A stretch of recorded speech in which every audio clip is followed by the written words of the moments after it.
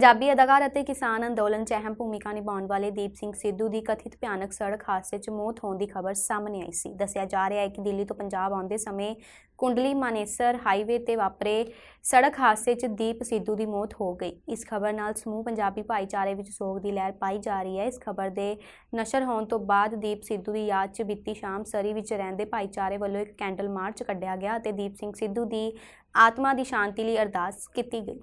ਸਤਨਾਮ ਵਾਹਿਗੁਰੂ ਸਤਨਾਮ ਵਾਹਿਗੁਰੂ। ਇਹ ਸਤਿਗੁਰ ਦਾ ਭਾਣਾ ਮੰਨਣਾ ਪੈਂਦਾ ਆ, ਇੱਥੇ ਕਿਸੇ ਦਾ ਜ਼ੋਰ ਨਹੀਂ ਚੱਲਦਾ। ਪਰ ਜੋ ਦੀਪ ਸਿੱਧੂ ਇਹ ਕਾਰਜ ਕਰ ਗਿਆ ਆ, ਇਹ ਰਹਿੰਦੀ ਦੁਨੀਆ ਤੱਕ ਯਾਦ ਰਹਿਣਗੇ। ਸੂਰਮਾ ਗਿਆ ਦਿੱਲੀ ਫਤਿਹ ਕਰਕੇ, ਬਹੁਤ ਵੱਡਾ ਕਾਰਜ ਜੋ ਸਿੱਧੂ ਆਪਣਾ ਕਰ ਗਿਆ ਤੇ ਪਿੱਛੇ ਯਾਦਾਂ ਛੱਡ ਗਿਆ। ਕਈ ਆਏ ਕਈ ਚਲ ਜਾਣੇ ਆ, ਯਾਦਾਂ ਉਹਨਾਂ ਦੀਆਂ ਰਹਿੰਦੀਆਂ ਜੋ ਕੁਝ ਕਰਕੇ ਜਾਂਦੇ ਆ ਪੰਥ ਵਾਸਤੇ, ਕੌਮ ਵਾਸਤੇ। ਕਿਉਂਕਿ ਮੌਤ ਤਾਂ ਇੱਕ ਦਿਨ ਆਉਣੀ ਆ, ਇਹ ਤਾਂ ਪੱਕਾ ਆ। ਜੇ ਪੰਥ ਲਈ ਆ ਗਈ ਤੇ ਉਹ ਅਮਰ ਹੋ ਗਿਆ, ਜੇ ਆਪਣੀ ਆਈ ਆ ਗਈ ਤੇ ਉਹ ਪਤਾ ਹੀ ਆਪਾਂ ਨੂੰ। ਚੰਗੇ ਕਾਰਜਾਂ ਦਾ ਚੰਗਾ ਫਲ ਆ। ਤੇ ਚਾਹੇ ਮੁਗਲ ਬੈਠਾ ਹੋਵੇ ਤੇ ਚਾਹੇ ਬੇਬਰ ਬੈਠਾ ਹੋਵੇ, ਇਸ ਦਿੱਲੀ ਨੇ ਹਮੇਸ਼ਾ ਪੰਜਾਬ ਨੂੰ ਗੁਲਾਮ ਬਣਾਉਣ ਵਾਸਤੇ ਹੀ ਵਿਉਂਦੀਆਂ ਹਨ। ਸੋ ਸਾਡਾ ਵੀਰ ਸਿੱਧੂ ਜੋ ਕਿ ਇੱਕ ਸੜਕ ਹਾਦਸੇ ਦੌਰਾਨ ਨਹੀਂ, ਉਸ ਨੂੰ ਇੱਕ ਸਾਜ਼ਿਸ਼ ਤਹਿਤ ਭਾਰਤੀ ਏਜੰਸੀਆਂ ਨੇ ਕਤਲ ਕਰਵਾਇਆ ਹੈ।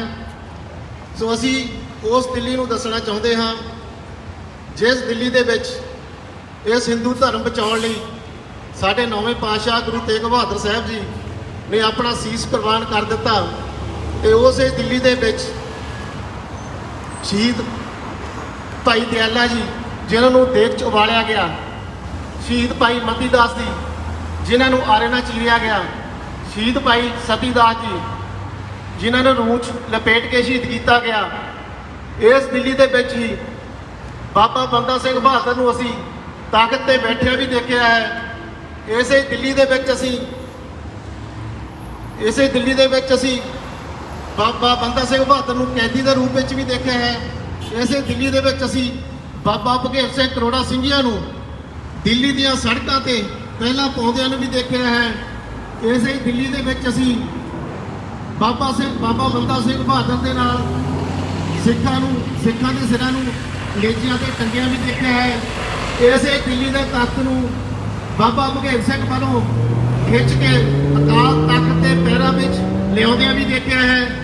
BC ਦੇ ਡਰਾਈਵਰ ਹੁਣ ਆਪਣੇ ਵਹੀਕਲਾਂ ਦੀ ਇੰਸ਼ੋਰੈਂਸ ਆਨਲਾਈਨ ਵੀ ਰੀਨਿਊ ਕਰਾ ਸਕਣਗੇ ਅਤੇ ਸੂਬਾਈ ਸਰਕਾਰ ਦੇ ਐਲਾਨ ਅਨੁਸਾਰ ਕਾਰਾਂ ਦੀਆਂ ਲਾਇਸੈਂਸ ਪਲੇਟਾਂ ਤੇ ਇੰਸ਼ੋਰੈਂਸ ਦੀ ਤਾਰੀਖ ਖਤਮ ਹੋਣ ਸੰਬੰਧੀ ਲਾਏ ਜਾਂਦੇ ਡੈਕਲ ਵੀ ਖਤਮ ਕੀਤੇ ਜਾ ਰਹੇ ਹਨ। ਇਹ ਸਾਰਾ ਕੁਝ 1 ਮਈ ਤੋਂ ਲਾਗੂ ਹੋ ਰਿਹਾ ਹੈ ਅਤੇ ਸਰਕਾਰ ਅਨੁਸਾਰ ICBC ਕਾਨੂੰਨ ਵਿੱਚ ਤਰਮੀਮਾਂ ਲੋਕਾਂ ਲਈ ਇੰਸ਼ੋਰੈਂਸ ਸੰਬੰਧੀ ਹੋਰ ਸੁਖਾਲਾ ਬਣਾਉਣ ਲਈ ਕੀਤੀਆਂ ਜਾ ਰਹੀਆਂ ਹਨ, ਪਰ ਇਸ ਦਾ ਇੰਸ਼ੋਰੈਂਸ ਬ੍ਰੋਕਰਸ ਤੇ ਵੀ ਅਸਰ ਪੈ ਸਕਦਾ ਹੈ।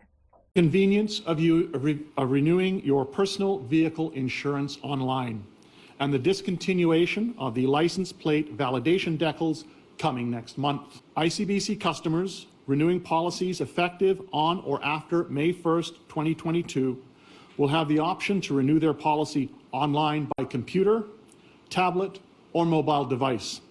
In fact, customers can renew up to 44 days early, meaning if your insurance expires May 1st, you can renew online starting March 17th. As early as March 17th, people will be able to renew their ICBC personal insurance policies, update their address, find out if they're eligible for discounts, as well as change their listed drivers and how their vehicle is used.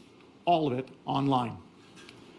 Customers will be insured immediately upon successful completion of their online transaction, while behind the scenes, brokers will review each online renewal for any potential concerns and follow up with drivers if it's required. ਕੋਈ ਨਵੀਂ policy ਹੈਗੀ ਹੈ ਜਾਂ ਕੋਈ policy ਜਿਹੜੀ ਤੁਹਾਡੀ ਪੁਰਾਣੀ lapse ਹੋਈ ਹੈ, ਉਹਦਾ ਮਤਲਬ ਹੈ ਕਿ ਤੁਸੀਂ ਰੀਨਿਊ ਨਹੀਂ ਕੀਤੀ ਤੇ ਉਹ ਪਈ ਹੈਗੀ ਹੈ, ਉਹ ਤੁਸੀਂ ਆਨਲਾਈਨ ਰਾਈਟ ਨਾਓ ਨਹੀਂ ਰੀਨਿਊ ਕਰ ਸਕਦੇ, ਉਹਦੇ ਲਈ ਤੁਹਾਨੂੰ ਆਫਿਸ ਆਉਣਾ ਪਊਗਾ। ਹੋਰ ਜਿੱਦਾਂ ਕੈਂਸਲੇਸ਼ਨ ਹੈਗੀ ਹੈ ਜਿਹੜੀ, ਉਹਦੇ ਲਈ ਵੀ ਤੁਹਾਨੂੰ ਆਫਿਸ ਆਉਣਾ ਪਊਗਾ। ਜੇ ਕੋਈ ਟ੍ਰਾਂਸਫਰ ਆ, ਤੁਸੀਂ ਕੋਈ ਨਵੀਂ ਗੱਡੀ ਲਈ ਹੈਗੀ ਆ, ਉਹਦੇ ਲਈ ਵੀ ਤੁਹਾਨੂੰ ਬ੍ਰੋਕਰ ਨੂੰ ਵਿਜ਼ਿਟ ਕਰਨਾ ਪਊਗਾ। ਤੇ ਹੋਰ ਜਿਹੜੀਆਂ ਲੀਸਡ ਵਹੀਕਲਸ ਨੇ, ਸੋ ਕਈ ਲੋਕ ਆਪਣੀ ਕਮਿਊਨਿਟੀ ਦੇ ਵਿੱਚ ਜਿਹੜੀਆਂ ਨਵੀਆਂ ਗੱਡੀਆਂ ਲੀਜ਼ ਤੇ ਲੈਂਦੇ ਨੇ, ਉਹਦਾ ਵੀ ਥੋੜਾ ਜਿਹਾ ਕੰਪਲਿਕੇਟਡ ਪ੍ਰੋਸੈਸ ਹੁੰਦਾ ਹੈ, ਉਹਦੇ ਲਈ ਵੀ ਤੁਹਾਨੂੰ ਬ੍ਰੋਕਰ ਨੂੰ ਵਿਜ਼ਿਟ ਕਰਨਾ ਪੈਣਾ। ਤੇ ਇਸ ਤਰ੍ਹਾਂ ਦੀਆਂ ਜਿਹੜੀਆਂ ਜਿਨ੍ਹਾਂ ਦੇ ਵਿੱਚ ਜ਼ਿਆਦਾ ਪ੍ਰੋਸੈਸ ਹੁੰਦਾ ਹੈ, ਇਹ ਤੁਹਾਨੂੰ ਹਜੇ ਵੀ ਆਪਣੇ ਬ੍ਰੋਕਰ ਨੂੰ ਆਉਣਾ ਪੈਣਾ। BC motorists are no longer going to need to display a validation decal on their license plate for proof of insurance. And that's a big change, the decision of which came after extensive consultation and support from law enforcement in the province.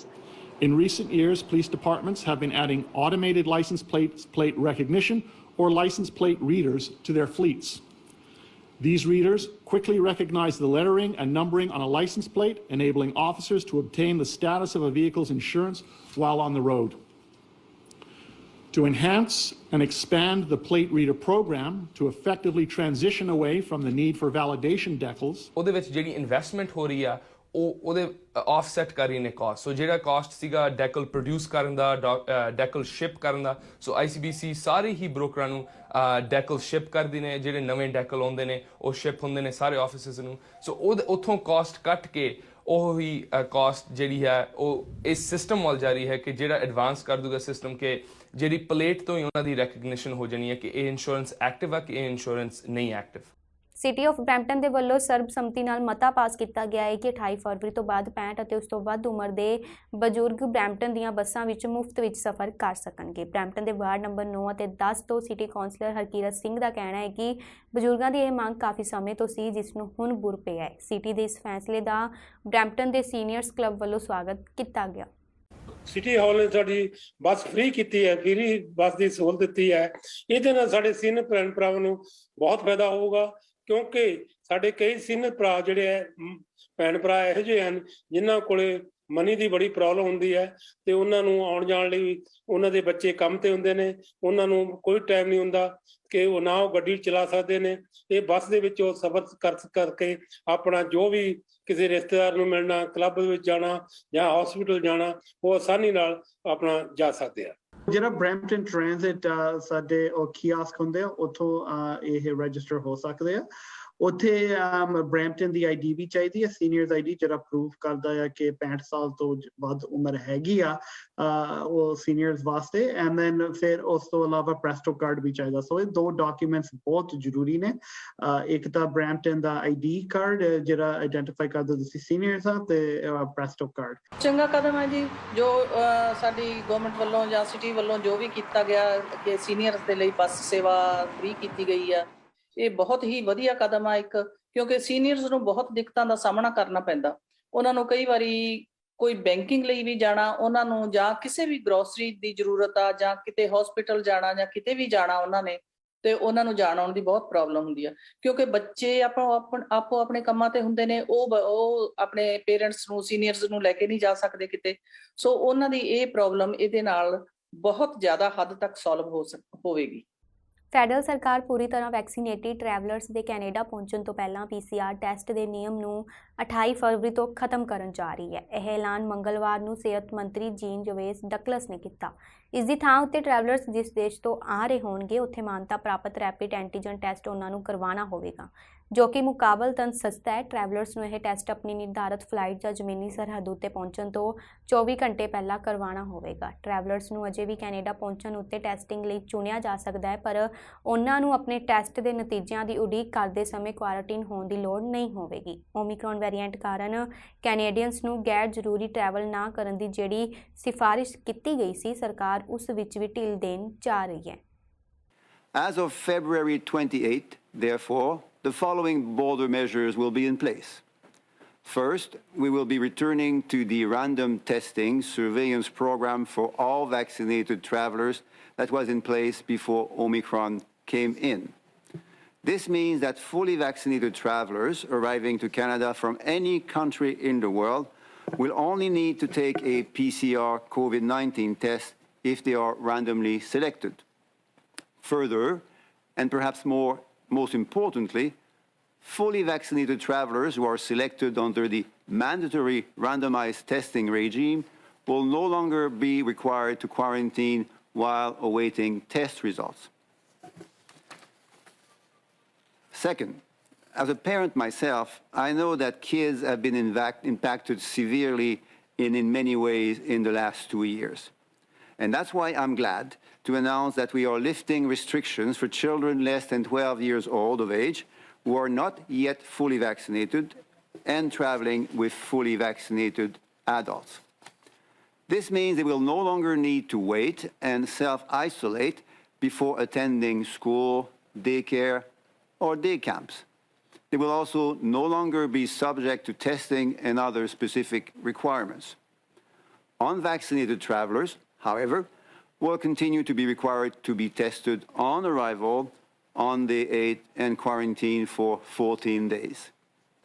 Third, travelers will now have the option of using either a negative COVID-19 rapid antigen test or a molecular PCR test to meet pre-entry requirements. BC ਵਿੱਚ COVID-19 ਸੰਬੰਧੀ ਲਾਈਆਂ ਗਈਆਂ ਪਾਬੰਦੀਆਂ ਵਿੱਚੋਂ ਅੱਜ ਤੋਂ ਬਹੁਤ ਸਾਰੀਆਂ ਪਾਬੰਦੀਆਂ ਖਤਮ ਕਰਨ ਦਾ ਐਲਾਨ ਕੀਤਾ ਗਿਆ ਹੈ। ਮਹਾਮਾਰੀ ਦੌਰਾਨ ਨਵੇਂ ਵੇਰੀਐਂਟ ਓਮਿਕਰੋਨ ਦੇ ਸਾਹਮਣੇ ਆਉਣ ਸਮੇਂ ਬਹੁਤ ਸਾਰੀਆਂ ਸਖਤ ਪਾਬੰਦੀਆਂ ਲਾਈਆਂ ਗਈਆਂ ਸਨ, ਪਰ ਸਿਹਤ ਅਧਿਕਾਰੀਆਂ ਦਾ ਕਹਿਣਾ ਹੈ ਕਿ ਮਹਾਮਾਰੀ ਦਾ ਜ਼ੋਰ ਹੁਣ ਮੱਠਾ ਪੈ ਰਿਹਾ ਹੈ, ਜਿਸ ਕਾਰਨ ਹਾਲਤ ਸਾਵੇਂ ਹੋ ਰਹੇ ਹਨ। ਹਟਾਈਆਂ ਜਾ ਰਹੀਆਂ ਪਾਬੰਦੀਆਂ ਵਿੱਚ ਸੋਸ਼ਲ ਗੈਦਰਿੰਗਸ ਅਤੇ ਪਬਲਿਕ ਇਵੈਂਟਸ ਆਦਿ ਸ਼ਾਮਲ ਹਨ, ਪਰ ਇਸ ਦੇ ਨਾਲ ਹੀ ਹਾਲ ਦੀ ਘੜੀ 4 ਦੀਵਾਰੀ ਅੰਦਰ ਮਾਸਕ ਦੀ ਵਰਤੋਂ ਸਮੇਤ BC ਵੈਕਸੀਨ ਕਾਰਡ ਪ੍ਰਣਾਲੀ ਅਜੇ ਲਾਗੂ ਰਹੇਗੀ। But today I'm pleased that we're in a position to say that the restrictions with respect to social gatherings and public events will be lifted effective 11:59 tomorrow. And I'll leave Dr. Henry to go through the many details that are involved in that decision. But it's again the balanced approach that we've taken as a government with the best public advice we can get from Dr. Henry and her team that allows us to ease these restrictions at this time and look forward to brighter days ahead so that we can get back to the things that we love, that businesses can get back to the hard work of making a go of it in a tough time. But I also want to say that Minister Ravi Kahlon and I and Dr. Henry briefed over 150 business leaders today, and the general sentiment is a positive one because from the beginning we've tried to ensure that the restrictions that we bring in based on advice are as passive as possible to meet the maximum outcome, which is the well-being of our fellow citizens. We have the strongest economy in the country. We've seen wages increase year over the past 2 years, as well as ensuring that we have low unemployment and an economy that works for everyone. There are significant challenges ahead in that regard, and they're not affected at all by these decisions today. But we're going to continue working with working people, with businesses and others to ensure that our economy can continue to grow and benefit all of us. What had got us here, again, is that we listened to Dr. Henry and her officials. You listened as a group, collectively as a province, to the good advice. We wore masks when it was important to do so, and we got vaccinated in record numbers. And Minister Dix can talk about the unprecedented and heroic efforts that frontline workers made to ensure that all of us could be as safe as possible by maximizing those protections through an immunization program that was unparalleled, quite frankly, across the country.